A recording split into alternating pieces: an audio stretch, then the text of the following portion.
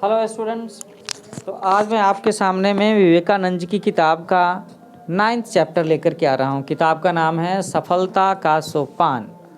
और ये जो चैप्टर 9 है ये चरित्र गठन के बारे में है, कैरेक्टर बिल्डिंग के बारे में है ना। कैरेक्टर बहुत ही इम्पोर्टेंट चीज़ होती है। वो कहते हैं कि इस जगत में श्रेय का मार्ग सबसे दुर्गम और पथरीला है। अगर आप रेपुटेड होने चाहते हो, पॉपुलर होना चाहते हो।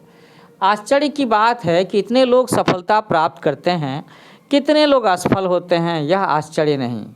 सहस्त्रों ठोकर खाकर चरित्र का गठन होता है। तो हम अपनी लाइफ में बहुत सारे ठोकर खाते हैं, उससे सीख मिलती है और इससे हमारा कैरेक्टर बिल्डअप होता है।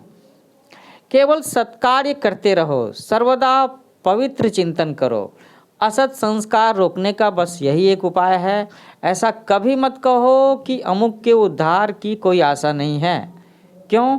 इसलिए कि वह व्यक्ति केवल एक विशिष्ट प्रकार के चरित्र का कुछ अभ्यासों की समष्टि का द्योतक मात्र है, और ये अभ्यास नए और सत अभ्यास से दूर किए जा सकते हैं।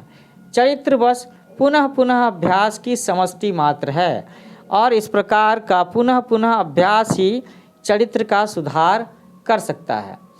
अपने को शुद्ध कर लो और संसार का विशुद्ध होना अवश्यंभावी है। चरित्र गठन में सुख और दुख दोनों ही समान रूप से उपादान स्वरूप हैं। चरित्र को एक विशिष्ट ढांचे में ढालने से शुभ और अशुभ दोनों का समान अंश रहता है, और कभी कभी तो दुख सुख से भी बड़ा शिक्षक हो जाता है। आकस्मिक अवसर तो छोटे से छोटे मनुष्य को किसी न किसी प्रकार का बड़प्पन दे देते हैं, जो मौके कभी कभी आपकी ज़िंदगी में अनायास आ जाते हैं। परंतु वास्तव में महान तो वही है जिसका चरित्र, जिसका कैरेक्टर सदैव और सब अवस्थाओं में महान और एक सम बना रहता है। संसार के धर्म प्राणहीन परिहास की वस्तु हो गए हैं। जगत को जिस वस्तु की आवश्यकता है वो है चरित्र, कैरेक्टर। संसार को ऐसे लोग चाहिए जिनका जीवन स्वार्थहीन ज्वलंत प्रेम का उदाहरण है। वह प्रेम एक शब्द को वज्र के समान प्रभावशाली बना देगा।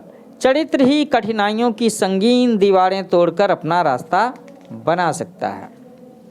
तो बच्चों, इसके साथ ही ये चैप्टर खत्म होता है, जिसका नाम था कैरेक्टर के बारे में, कैरेक्टर बिल्डिंग के बारे में, चरित्र गठन के बारे में। तो जल्दी ही मैं आपके सामने एक नया चैप्टर लेकर के आऊँगा। तब तक के लिए happy learning with new age coaching.